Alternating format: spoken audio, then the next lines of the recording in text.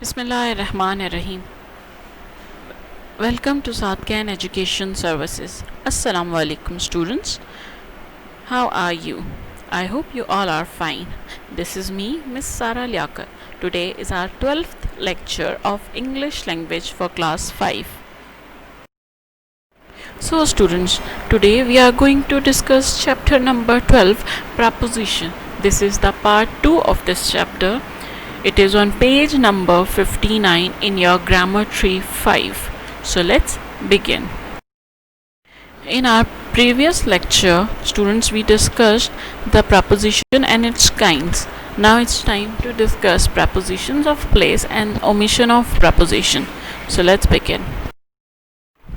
Preposition of place are words like in, on, under, over, by, at, across, behind, in front of, and between. When we talk about placing of preposition, a preposition is usually placed before its object, that is a noun or a pronoun or a group of words that is doing the work of a noun. Like if we say that I was looking for this book. Book over here is noun and I over here is what? Subject. And book is noun but also object. So we are putting for in this sentence before the noun. Students, here you can see some most frequently used prepositions with, at, from, into, during, including, until, against, and so on. Prepositions are words which link noun, pronouns, and phrases to other words in a sentence. Prepositions usually describe the position of something, the time when something happens, and the way in which something is done, although the preposition of, to, and for have some separate function. Sometimes, however, if we change the position of a preposition, the form of a pronoun changes. Like if we say, to whom were you talking? But who were you talking to? The pronoun whom has become who over here. And sometimes if we change the position of a preposition, a pronoun has to be omitted. We will discuss the omission of preposition in our next slide. So let's discuss of omission of unnecessary prepositions and how we are going to omit.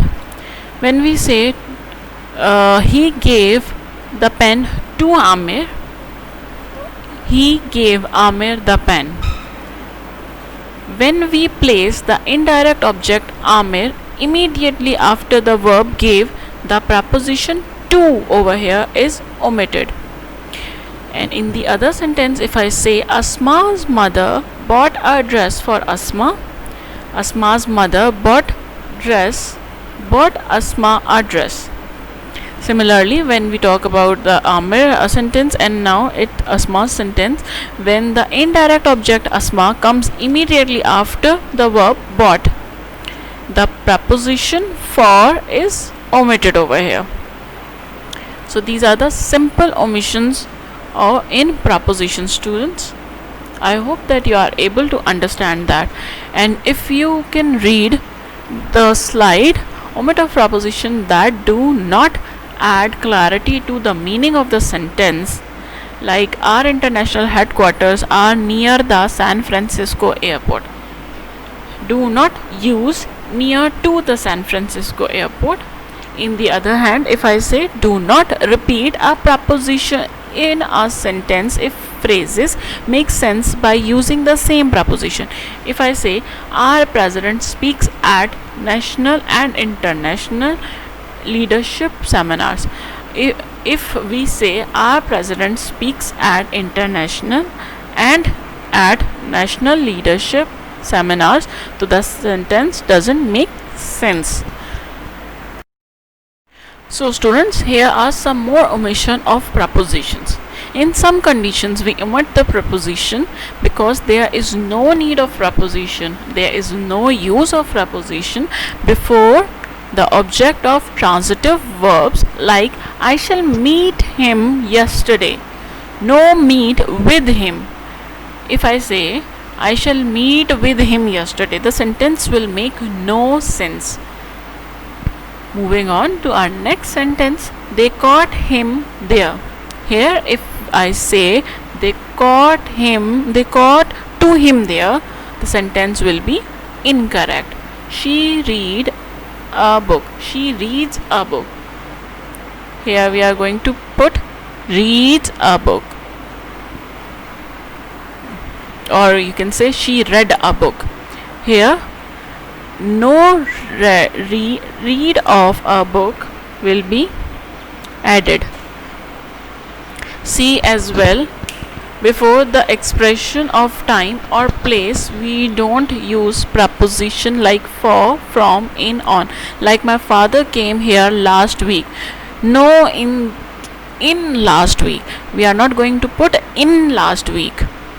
Okay, I hope you are able to understand the omission of prepositions over here.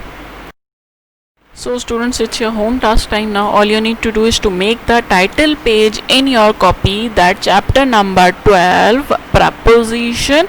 The summary will be exercise A you have done in your copy books, and exercise B that you are going to do in your copies. Now tell me, what are the prepositions? Now you are able to answer me that.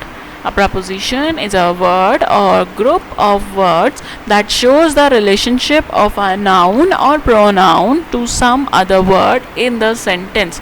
You have to learn this definition as well for your better learning, students.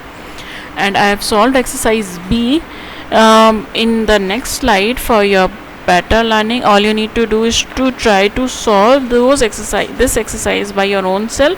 You can check it from the next slide whether you did it right or not.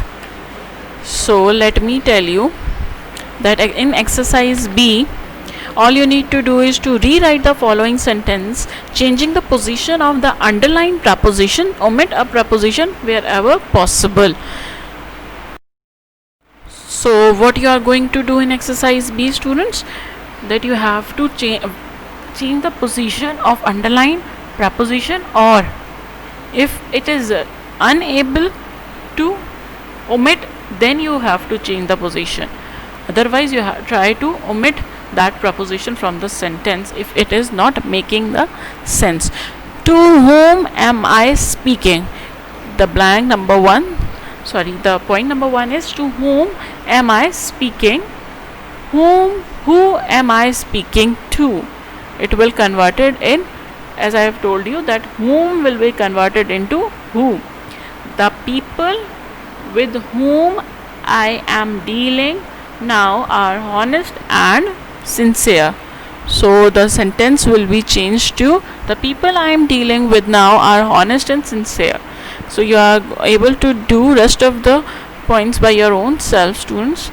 If you have got any problem, if you will have any problem, you can see it from the slides. Try to solve it by your own self. Try to understand it. So this is the end of our today's lecture, and this is the end of chapter number 12 as well. This is me, Miss Sara Liaquat, signing off. Take good care of yourself. Take good care of your family. Take care. Allah Hafiz.